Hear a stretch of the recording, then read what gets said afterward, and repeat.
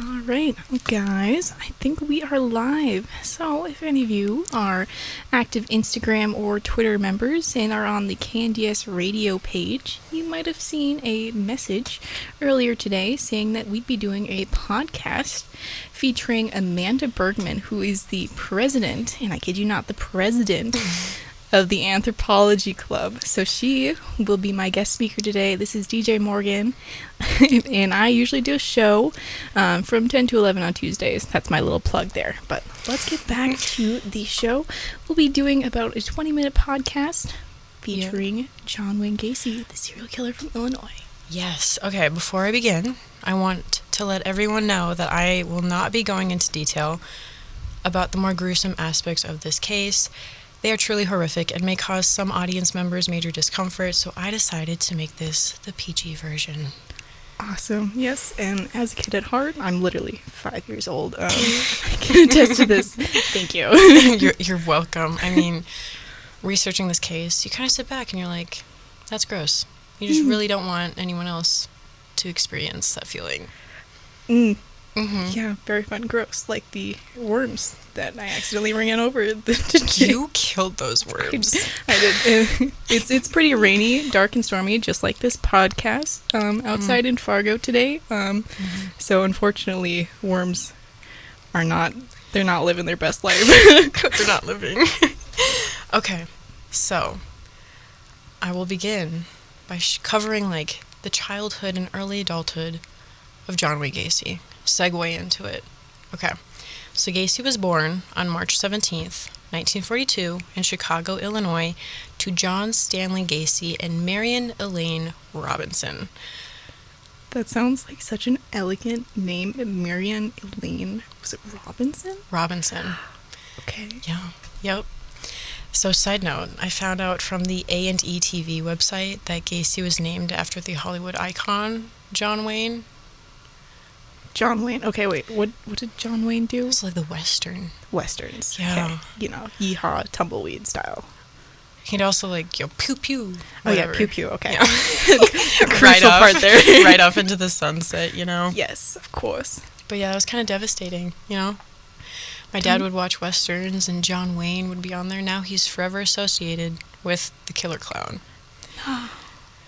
Yes. They did John Wayne dirty. I know. I know.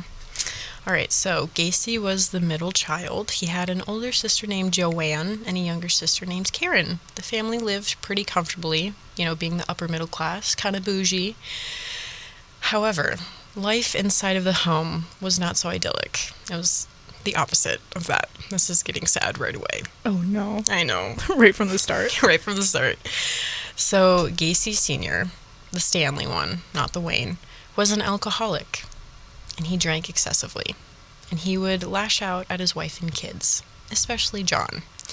Because John Wayne Gacy did not live up to his father's expectations. He would often be abused by his father in the basement of the family's home because they would do like projects or like renovations downstairs, and John Wayne Gacy would offer his dad to help, and his dad would just not be like, no, you were useless. Yes. Go away. Yeah, oh, I no. mean, he would humiliate his son. He'd like call him a sissy and claim that he wasn't manly enough and didn't live up to like the masculine figure he was named after. Because John Wayne, masculine icon, like the standard typical dude, right? Did he have like the mustache, that like everybody associates with Westerns?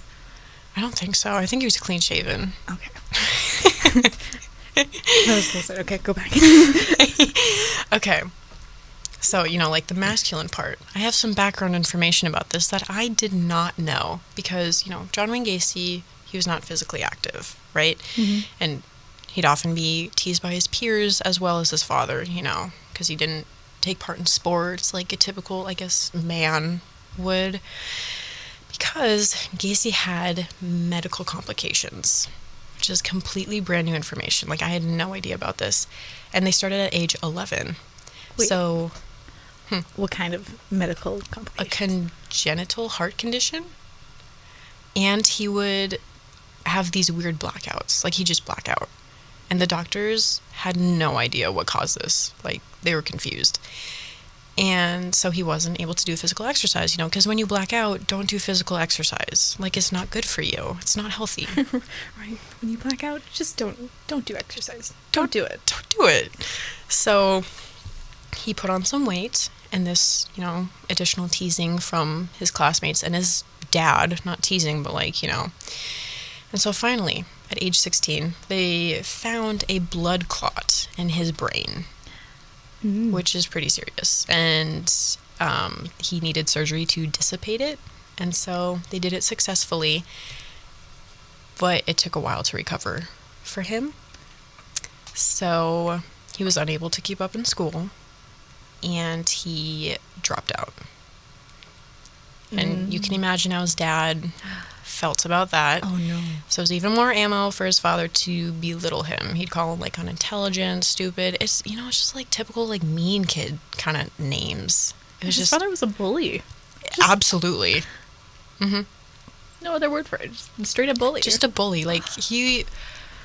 Awful man.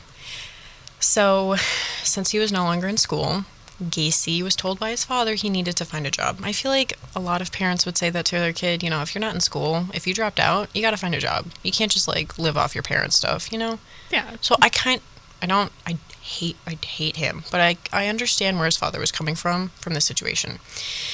So, his dad helped John Wayne Gacy buy a car, right? So, did he fund, half of it? I think he used all of the money. I think he bought it with all of, it was just his dad's money. Because I don't think John Wayne Gacy had the money. Right. And so, Gacy Sr. would hold this over his son's head. Be like, I bought you the car, Yeah. that kind of stuff. Of course. Okay. Mm-hmm. And so, John Wayne Gacy was fed up with everything and moved out to Las Vegas at 18, because that's where teenagers go, to Las Vegas, to have some fun. What happens in Las Vegas Stays in Las Vegas. So he had a few odd jobs there. He was an ambulance driver. An ambulance driver? Do you want to know how he became an ambulance driver? Did he fake it? Yo, he faked it till he made it. He went to the hospital because... I can't remember, he got a boo-boo, and so he needed to go to the hospital. And it was $30, I think, and he didn't have the money to pay for it. Oh. And so he was like, hey, I can drive ambulances. He didn't even have his high school diploma. And he was such a smooth talker, talked his way into getting this job. He was like, yo, dog, I don't have a high school degree, but you know what I can do? I can drive an ambulance. It's just, they found out, and they were like, you're fired. Right, one does. Exactly. And he also had a second job at I think it's called a mortuary. Okay. He slept with, a dead body, and they kicked him out. Yeah. Rightfully so. Rightfully so. No, didn't sleep with, but slept alongside. Slept in the presence of. Okay. Yeah, I should have elaborated. Got it. I got you. Okay, I've got a quick question. This is rewinding a little bit. Okay. But you said that he wasn't really a sporty dude. Mm-hmm. What was he into? What did he like? Besides he liked building things. He liked building things. He liked building things? Yeah, he was very just do. Let me tinker. Yeah, he's a little tinkerer. Okay. Yeah, and this would, lead into his future job, which I'll talk about. But yeah, he just built things. Oh, okay. Yeah, so that was a man. That's quote unquote manly, Right, if it's the quote unquote stereotype. Yeah, exactly. Okay. So I don't know why his dad was so triggered. Because bully. Exactly. Yeah. Find anything. Mm-hmm. Okay, so after he had these few odd jobs, Gacy made his way back home. His father was like, you can come home as long as you act like a man and get a job. Ugh. So Gacy did more. He went to business school, and he graduated, and he became a salesman at a shoe company. Yeah. Okay. Bougie. Do you know what shoe company? I don't, but I pictured DSW. The shoe salesman of DSW. The best shoes. But as I mentioned before, he was a sweet talker. And so he climbed the ranks so quickly. Boom. He's like, oh yeah, I'm really good at this stuff. And so he was moved to a different branch in Springfield. Remember, this is like his family lives in Chicago, yada yada. And he was given a management position. Like, so he was up there. He was up there in the ranks. Where is Springfield? My geography. Hold on, guys. I'll look it up real quick. You can hear my typey. I feel like it's close to Illinois. I mean, it sounds familiar. Chicago. I know it's in Illinois. Yes, it's in Illinois. Enough said. Enough said. Because Chicago is on, like, the northeastern side. Yeah. Right? Yep. Right. Let's Google Maps this. Yeah, I'm Google Mapsing it right now. Okay. So Springfield is kind of like in the middle of Illinois. Oh, okay. Yep. It's like a 3-hour drive from Chicago. I'm just rough estimating it. Gotcha. Okay. So, while he was in Springfield, he joined an organization called the Jaycees. And this was a dude club.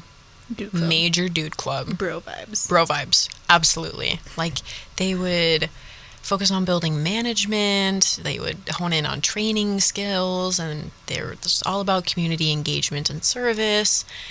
Gacy loved this. Like, absolutely loved this. He was so invested in the group. Like, he became the vice president. The vice president. Mm-hmm. This man, like, he had, like, all the tools to become, like, this successful person. Mm-hmm. And then it just, like, he dove off a cliff. Deteriorated so quickly. So very quickly. So very quickly. Okay. Mm-hmm. So, while he was, like, you know, having the time of his life, being a JC, being, like the manager of a shoe company, he met his first wife. Her name was Marlon Myers. Some people say Marilyn, but I listened to his tapes, you know, him speaking, and he said Marlon. It's Marlynn. And he said Marlon. So I wonder if it's like a really big accent. So it's like Marlon. Do you like Marilyn? Marlon. Well, I'm gonna say Marlon because I really like that. Okay. It doesn't like the fish. Yeah. Oh no. I'm sorry. Go on. Keep going.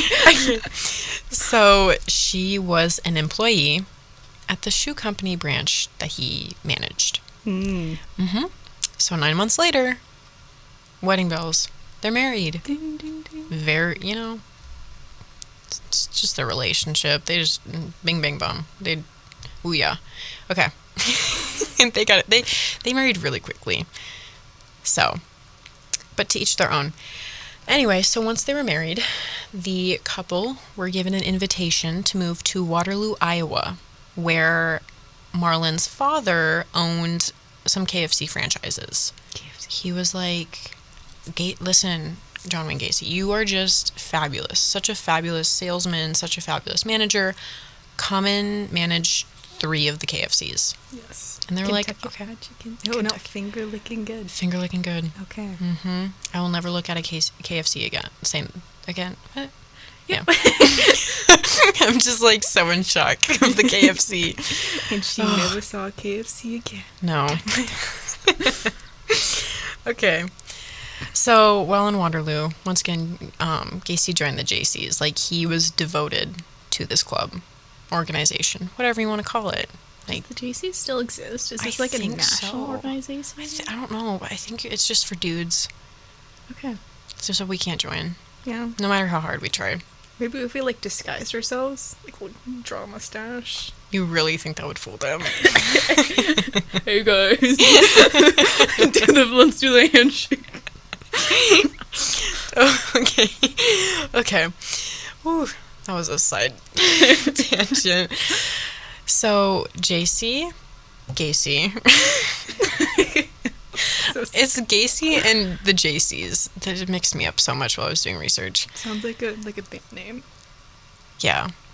Gacy and the JCs. It does. And he was the vice president. He was. Well, of the branch in Springfield. I don't know if he was on Water. I think he was at the bottom again.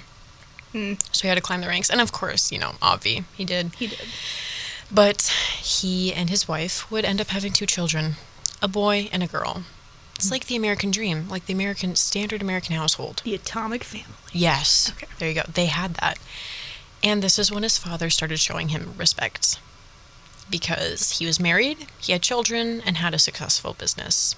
And so it was very interesting because, like, John Wayne Gacy loved his dad, despite everything. No. Like, he loved his dad so much. No. I know, and he wanted to please him, and he finally did. And he was like, look at me. Like, he just felt on top of the world. Right. Yes. I'm hearing it like a huge butt. Yes. Things would start to go downhill very quickly. Like when someone says, "Hey, look at me," and then you can't do it anymore. Yeah. Yeah, okay. So during this time, Gacy would lure young boys to his basement at the house, which he turned to a man cave, and do illegal things. I'm not getting into it. Okay.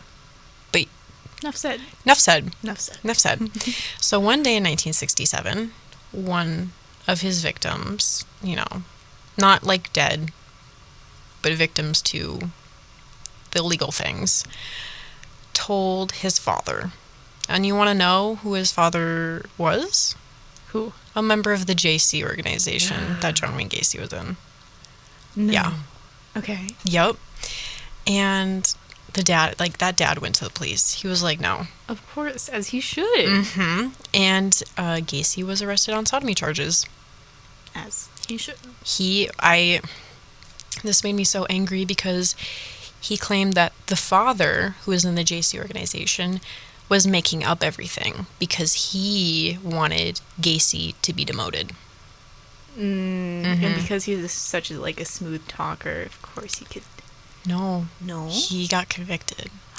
He was sentenced to 10 years. Heck yeah. The police department were like, no, we're not having this. I think there was also another victim that showed up along with the father who told. Oh. So there were like two. Right. Two counts against him. Yes. So he was sentenced to 10 years. And his wife was not happy, to say the least. She divorced him with a lot of, I guess her father, like Marlon's father, was just like, you need to divorce him. And so she did. Yeah. And took the children. Father knows what's up. Father knows best in this scenario. Exactly. Yeah. Gacy said on the interview tapes that he never saw them again after that. That's probably a good thing. I think that is a good thing. So this 10-year sentence, he served in the Anamosa, Iowa Penitentiary. It's like a bougie jail. It's a bougie jail. Yeah. What does a bougie jail entail? I don't know. I just kind of saw some videos of it, and it didn't look like a jail. It kind of looked more like an asylum. Like the nice ones. Yeah, I feel like it looked to me as if, because I watched, it's on the Netflix documentary, it looked like they had more freedom than in a prison, because, you know. But I mean, maybe some, like, his JC bros, like, came through for him. The ones that did believe him. Oh, yeah, that is true. Yeah, I have no idea. But it just looked like there was, like, a men's choir and yeah, it just, yeah. Yep. Okay. So during this time, his dad passed away. Ooh. And this took, like, Gacy just was, yeah. He probably just lost it. Yeah. How did he, like, receive the news? Come in a letter? I think it was a phone call. A phone call? But yeah, he lost his dad's approval, obviously, when the sodomy charges. And so he didn't get, like, the ending that he wanted. Exactly. He didn't get the approval. And he wasn't allowed to go to his dad's funeral. Which is, it's understandable because it was, like, so soon into his sentence. Like, I think it was within the first year. Oh, okay. So, like, they didn't really know what this guy was made of. Yeah, they just would not let him.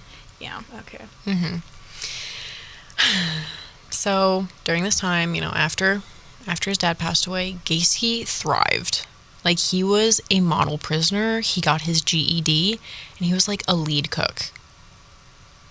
He was, like, the top chef. But this was kind of this is like so. I feel like this. I saw this in like Orange is the New Black, but if you pissed Gacy off, you would find like a little turd in your meal. Is this like actually a thing? Yep. Mm-hmm. No. Yeah, because he was the main chef. I mean, he could control everything. So there was a prisoner, not a prisoner. Well, I guess like an inmate with him, who said that he was like, you would not want to piss John Wayne Gacy off. No, I would not want to piss John Wayne Gacy off. Because you would not know what's in your food. Mm-hmm. It's like really not eat ever. ever. Literally, like you'd have to go somewhere else to get your food. Like, but where could you go? Exactly. Like did stores exist? Like the little jail stores? Exist I have no idea, but yeah. Mm-hmm. It was, So, because of his good behavior, guess what happened? Did he get like he was early? He was released after 18 months. No. Mm-hmm. He was sentenced for 10 years. Mm-hmm. How good of a behavior was that? Yeah. Mm-hmm. No. Yeah. And he was only given a year probation. A singular year. That's like, if you add that to his 18 months, that's 2.5 years. For 10. Yeah. That is literally like an eighth of what he was supposed to. Wait. Mm-hmm. Do I know math? Yeah. I think that's right. Math is hard. Somewhere on that, yeah. We're both social majors here. But he was allowed to move back to Illinois because this was in Iowa. And so he was allowed to do his probation in Illinois. So he moved back with his mom, and he became a cook and a construction contractor. And with the help of his mom, he was able to buy a home in Des Plaines, Illinois, which is like a suburb of Chicago. Okay. The reason he was able to, just like all of this freedom, he got jobs easily, he bought a house, is because the communication between the police districts, districts, was so bad. I feel like that's such a hallmark of late 1900s police department, because wasn't there a serial killer that drove a truck across the United States and they didn't solve that mystery until years afterward because of the leg. I think it was not the Green River. I think it was the Green River. I do know the truck driver. Yeah, because he was based in Oregon. Yeah. Yep. Mm-hmm. So they didn't know, they can't connect the dots at all. Mm-hmm. Okay, that makes sense. Yeah. So with this newfound freedom in this little suburb, he was able to start his new life. And he started to go out with Carol Hoff. She was a divorcee with 2 little girls, and she knew everything that he did, the sodomy charges. He was completely truthful with her. And she was still she brought her little girls into that home. Carol? Sorry? Carol, yeah. Carol, no. Mm-hmm. Yeah, they got married on July 1st, 1972. Yeah. Mm-hmm. I think also, I'll mention this later, but I think she was just desperate for safety. To make, 1972, yeah. Mm-hmm. Yeah. So this couple was very social. They were loved by their neighbors, and Gacy was a Democratic precinct captain. So Gacy was a Democrat, and so his job as a precinct captain was to build relationships, recruit people who shared the Democratic values, and who wanted to get involved with the parties. Mm-hmm. And in doing so, he would hold these quote unquote elaborate barbecues and block parties. Elaborate barbecues? Yeah. He would send out these invitations, and they looked so bougie. And this one guy who was a photographer, and he worked for Gacy for a bit, was they were not. They're just a standard typical barbecue. They were themed. Hawaiian themed, and for 4th of July, Gacy would always dress up as Paul Revere. Yeah. So he was known for that role, but he was also known to be a clown.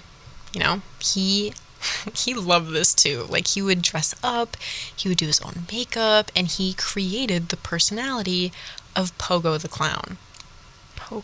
That was his clown's name, Pogo. Like a pogo stick. I wonder how he came up with that. I don't know. Is he just like sitting in his living room one day? He's like, Pogo.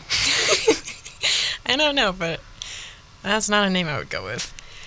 But he would, dress up for like parties, children events, and like for elderly folk, and like go to the hospitals where kids were.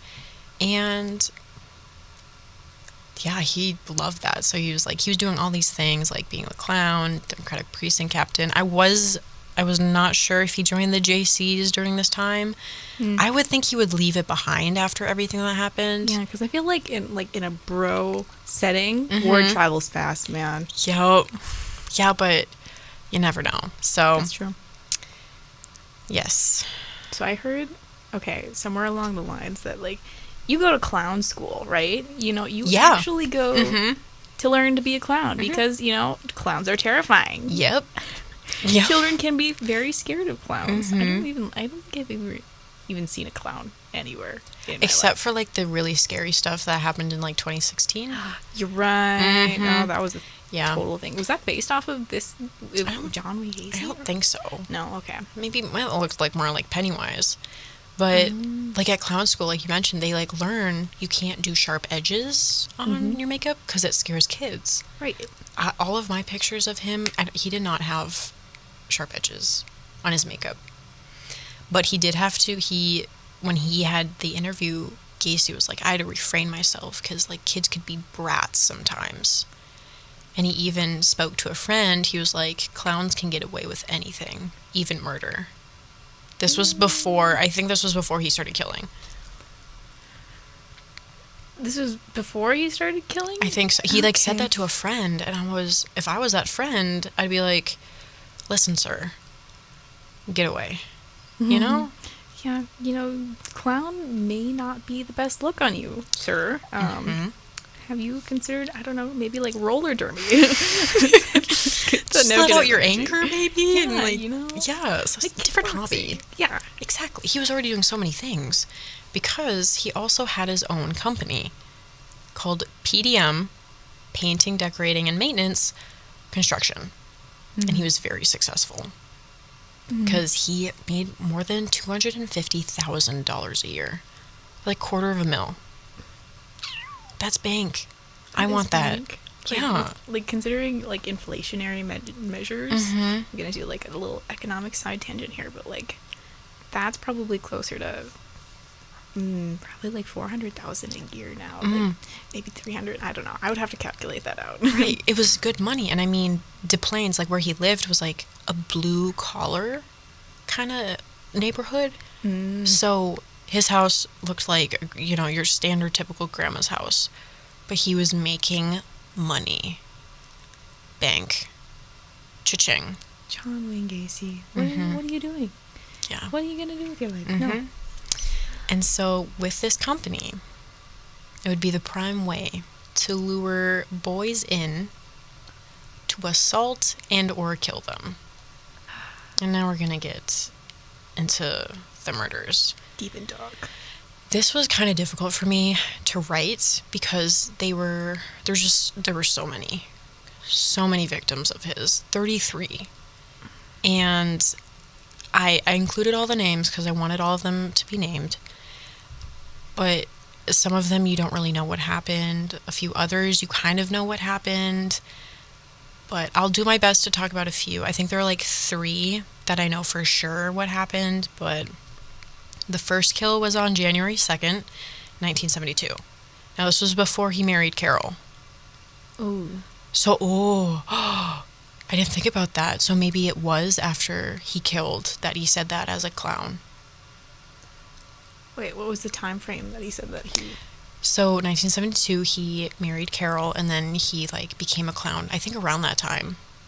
So I think he may have said that, and he did already commit. Because his second murder didn't happen until 1975. Wow. That's like some serious foreshadowing there. Yeah.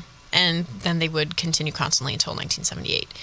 But his first victim, they called him the Greyhound Bus Boy because Gacy picked him up from, the Greyhound bus station. Brought him back, killed him, threw him in the crawl space. And I'll talk more about how he murdered the victims and where he put them. But, which is what I'm going to do right now. Let me just tell you. The victims were either employees or random boys from the street. Like, he would carouse downtown Chicago in his car and just find boys who were willing. He would offer them, like, jobs at his company, like, construction company, drinks or money for lovemaking. No. Yeah. Nope. He would, like, okay, so I wonder how far away of a suburb Waterloo is. Is that Waterloo where he's located now? He's Des Plaines. So Plaines. Waterloo, Iowa. So he's in Des Plaines. That was like, it looked on a map I looked at, it looked like about 15 minutes away. Just a 15-minute drive. Go to downtown Chicago. 15, 20, yeah. Just like a typical standard suburb, Mm-hmm. No, I don't know. Oh, okay. I grew up in the middle of nowhere. Well, as a person who lives in the suburbs, it was, it's 10 to 15 minutes to get downtown. Okay. Mm-hmm. Got the experience. Yes. And he would even fake being a police officer sometimes. Isn't that terrifying? That's why, you can call 911. Exactly. To be like, am I actually being pulled over by a legit police officer? Yeah, because, like, you hear stories about that. Yeah. Like, people faking the lights. Mm-hmm. And you also, like, have to look at the license plate. And I feel like police usually have police on their license plate. Yeah. When it's dark, you obviously can't see. You can't see. Mm-hmm. So, like, I don't know. And he would, like, troll downtown at night. Mm-hmm. I don't know what it was called, but there was, like, a section of Chicago, and it was, like, where a lot of LGBTQ plus individuals would hang out, and he would pick up some from there. But he knew exactly where to go, which is even more, like, it just makes my stomach turn. Like, it's awful. It's just so concerning. Because some of them were runaways. Like, some of the boys were runaways. And, offering them a job, of course they're going to take it. Like, they need money. The amount of just, like, negative feelings. That's all of them. Yeah, every time I see his picture, I just get, like, this chill. Like, just beady eyes. I'm chilling right now. Like, there's goosebumps. Full body chills. But, so once he would, pick up the boys and, boys / young men, he would offer them, some drugs or some drinks and offer to perform a magic trick. A lot of people have heard about his magic trick. Have you? Maybe it's, like, sitting on the back burner. I think he's just, like, he's known for this. So, because he was a clown, he said he had this magic trick with handcuffs. And he would demonstrate first, and he would, like, place the handcuffs on him. But what he hid from, like, the young men is that he held the key in his hand. And so he could, like, easily get out of it. Mm-hmm. And so he would offer the boys, he'd be like, did you want to try now? And they'd be like, yeah, sure. Because, they saw him get out of it. Like, how hard could it be? Right. And once the handcuffs were on them and they were restrained, Gacy would torture them before they were killed. So they, like, they put themselves in that vulnerable, like, position. Right. He took advantage. And he, like, forced that vulnerable position upon them. Like, he didn't think that he'd be able to. Oh my gosh. Yeah. And then he would strangle them with a rope. And that's personal. Like, with a rope, you're, like, right next to them. Yeah, and it takes a while. He, like, the biggest thrill for Gacy was determining who lived and who died. No, that's like, what's it called? Like, the most dangerous game? I have to, like, read that in 10th grade or something. Yep, but once he strangled them, once they were dead, I think the Greyhound busboy he stabbed. But he would then put them in the crawl space under his house, because there was a closet, and you could lift up a little trap door, and underneath was a crawl space, and then he would put the bodies in there. It was, yes.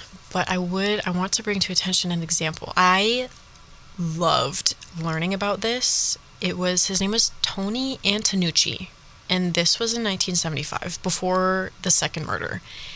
And Tony worked for him at PDM Construction. Mm-hmm. And he was a varsity high school wrestler. Heck yes. And one day, Gacy showed up to his house when his parents weren't there, knocked on his window, his bedroom window. Why not the door? You know, like a normal person. Mm-hmm. Yeah. Well, I mean, like, even that's not normal. But I mean, he was quote unquote checking up on him because like a nail went through his foot while he was at a job site. And so he's like, you know, Gacy took him to the hospital and was like, yeah, I just want to make sure you're okay, yada, yada, yada. But Gacy asked Antonucci if he wanted to go party at his place. Partay. And he said yes. Tony, no. Mm-hmm. No. And so they went back to Gacy's house, and the good old handcuff trick came out. Gacy did his stuff, and Tony was competitive. You and I can relate. Totally, we're so competitive. Yeah. No. Yeah. And he was running next to you is just like the worst thing ever. But, I'm so glad he was competitive. I think this is such a good trait because Tony was like, I'm gonna show him.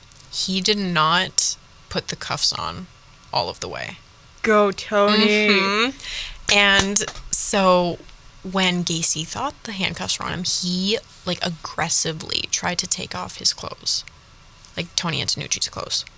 And Tony was like, no. And he snapped like one handcuff off, put it on like John Wayne Gacy, flipped him onto like his stomach, and like took the other handcuff and put it onto Gacy's other wrist and put his knee on the back of John Wayne Gacy's neck. Oh, heck yeah.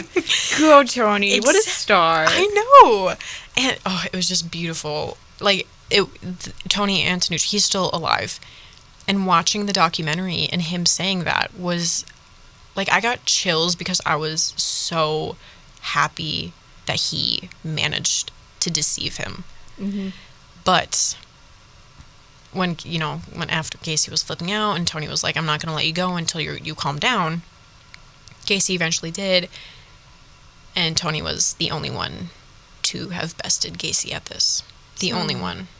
Bottom line is stay competitive and join wrestling. Exactly. Yeah. There you go. Simple way. Let's do it. Period. Okay. I love that story about Tony Antonucci. Yeah. What an icon. Icon. We stand. Exactly. Yes. Now, this was after Tony and after the second murder, because the second murder happened in 1976, I said? 1975, my bad. There was a rift between Carol and John Wayne Gacy, and she eventually divorced him, and she was gone by 1976 with her kids, and this gave Gacy more freedom to kill. So from 1976 until 1978, I'm going to list some names here. Gacy killed Darrell Sampson, Randall Reffett, Samuel Sampleton, Michael Bonin, William Carroll, Rick Johnston, Gregory Godzik, John Cizik, John Prestige, Matthew Bowman, Robert Gilroy, John Mowry, Robert Winch, Tommy Bowling, David Talsama, William Kindred, Wayne Alexander, Tim O'Rourke, Frank Landingen, and James Mazzara. I do apologize if I said those names wrong. And this is already an extensive list, but there are still 5 victims who are not named. Like they couldn't identify them? Mm-mm. And some family members won't come forward because some of the victims were LGBTQ+, and during that time, it was not supported. Right. So there are still 5. And Wayne Alexander was just identified 2021. How did they manage to do that? Like DNA? Yeah. Mm-hmm. Yeah. I looked at the list and it was awful. Like I think there was a victim as young as 14. Yeah. But John Wayne Gacy's final victim was Robert Piest, and this was the last time he would kill. So on December 11th, 1978, Robert was working at Nissan Pharmacy. It's kind of, you imagine CVS, you know? CBS, yeah. And Gacy, you know, being a contractor, was like inspecting the establishment. He was going to do some renovations, some updates, and Rob found out about Gacy hiring people. He was like, I want some money. And so he went up to Gacy. He was like, I'm going to go check in with the contractor. I'm going to see if I can get a job. Right. And so Rob went outside to ask about the employment. Gacy invited Rob back into his house, and you can guess what happened. Yep. Mm-hmm. Can guess pretty easily. Yes. And what happened with Robert Piest was that he was dumped into the Des Plaines River because the last 4 victims, which was Timothy O'Rourke, Frank Landingen, and James Mazzara, it became so crowded that he dumped the 4 bodies into the river. In that, crawl space. Yeah, the crawl space was so crowded that he resorted to dumping people into the river. Mm-hmm. My mouth is my jaw's Jaw dropped to the floor. So, it's so sad, but fortunately for when Piest disappeared, it soon led to Gacy being captured because John Wayne Gacy was becoming lazy with his crimes. He'd gotten away with 33 murders in the past 6 years. He felt unstoppable. Mm-hmm. But he didn't realize that Robert Piest had a tight relationship with his family. Most of the boys, like I said, were runaways, but Robert was not. And December 11th was his mom's birthday. Oh. And so they were going to go home and celebrate. Yeah. No. And this is what brought Gacy down. Robert Piest. Mm-hmm. Robert Piest. And so there were also witnesses. It's a pharmacy. Yeah. And they saw Robert go outside to John Wayne Gacy. Oh, so this happened directly. It wasn't even over time. No, same day. Robert Piest went to Gacy, they saw him. And so the police were able to serve him a search warrant. And they inspected his house. Creepy pictures of some clowns in there. It was just weird. It was a spooky home overall. And they found the trapdoor down to the crawl space. Mm-hmm. And when they looked down there was nothing out of place. There was no freshly moved dirt, nothing. And this was so frustrating. Then they just left. But they found a receipt in the trash from Nissan Pharmacy where Rob worked. Okay. Little clue. Okay. And so the police put Gacy on 24/7 surveillance. Followed him literally everywhere. He went into a bar, the police followed. Went into a cafe, police followed. Went into a grocery store, police followed. Gacy soon were oh, these are my bodyguards, ha ha ha. He would just joke around. And so Gacy, such a big ego. He invited the police inside for a drink. He was like, you boys want to come in? I don't know what kind of drink he served, but he was like, just come inside. You don't have to sit in your car and watch me. And while inside the home, the police, they were looking at each other and you go try to find some evidence. And so one of the police officers would distract Gacy. And the other kind of looked into some bedrooms and he pretended he had to go to the bathroom. He eventually made his way to the bathroom, pretended to flush, a good, you don't want to be suspected of stuff. And the heat kicked on and a nasty odor came through the vents. And the cop immediately recognized the smell of decomposing flesh. Mm-hmm.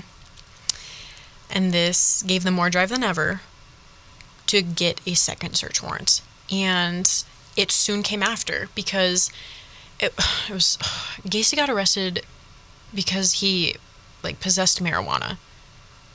They saw him hand off marijuana to a kid at a gas station filling his car with gas. Wow. And Gacy said I didn't want to be caught, so I just gave it to the kid. Did not work in his favor. They saw the whole interaction.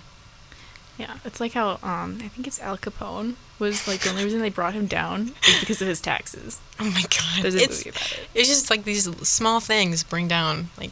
Mm-hmm. So with the arrest, like the little receipt they found, and the smell of decomposing flesh, the judge granted them a second search warrant and said, "Go get that SOB." Mm-hmm.